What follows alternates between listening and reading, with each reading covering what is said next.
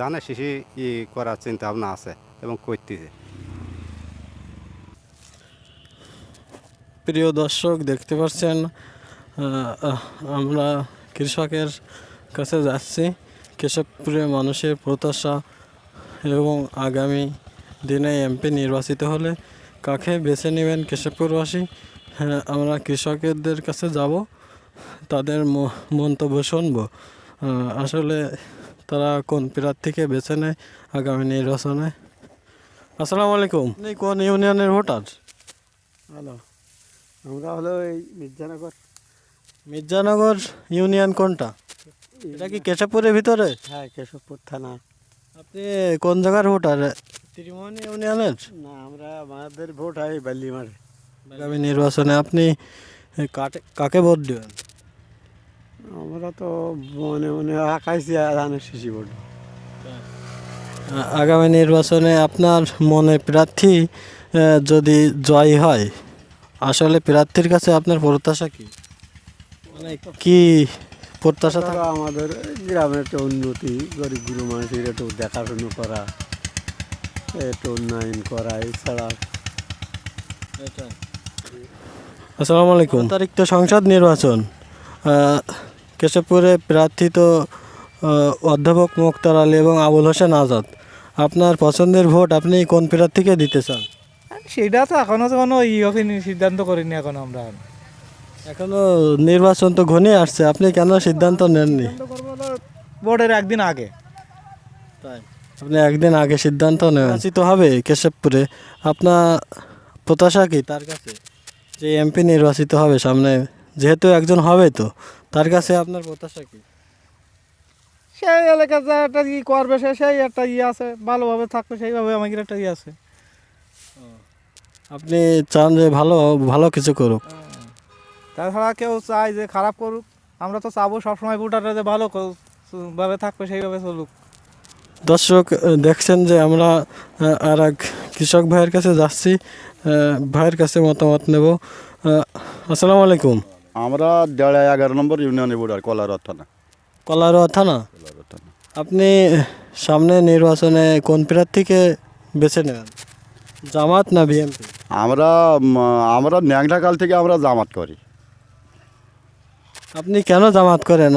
তাদের কি কি এমন দিক ভালো লাগে আপনি জামাত করেন? আমার ভালো লাগা বলতে কি, একটা বিষাদি ওট গেলে উজুরগের দরকার, মরি গেলে উজুরগের দরকার। এই জন্য আমার ভালো লাগে জামাত, আমি জামাত করি। জামাতে প্রার্থী যদি নির্বাচিত হয়, আপনি জামাতে প্রার্থীর কাছে আপনার কি প্রত্যাশা থাকবে? আমার প্রত্যাশা থাকবে যে এই এলাকাটা সুখী শান্তিতে থাক, কোনো কাটমাট আমরা চাই না, আমরা কাজ করি খাইতে পারবো, এইটাই আমার প্রত্যাশা। আসসালামু আলাইকুম।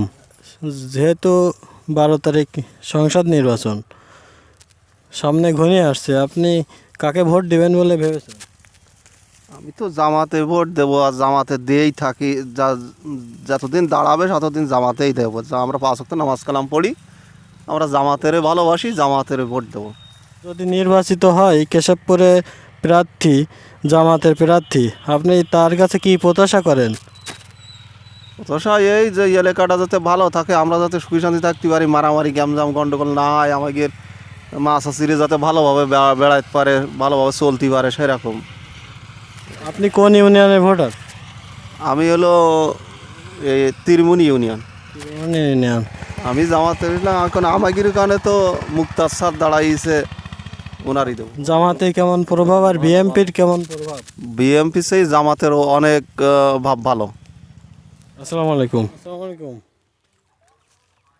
ভোট দেওয়ার কথা তো আর বলা যায় না, কাতে দেবো কাতে কি। যেহেতু প্রার্থী দুইটা দাঁড়াইছে, জামাতে প্রার্থী এবং বিএনপির প্রার্থী, আমাদের সব এখন ওই পাল্লা এতে আছে। আপনি দাঁড়িপাল্লায় ভোট দেবেন?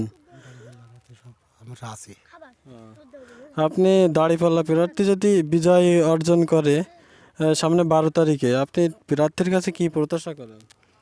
আমরা কি করতে যাতে দেশটা ভালোভাবে চালায়, সেরকমভাবে যাতে চালাতে পারে, সেরকমভাবে একটু ই করবে, দাঁড়িয়ে ফেলাইবে তো।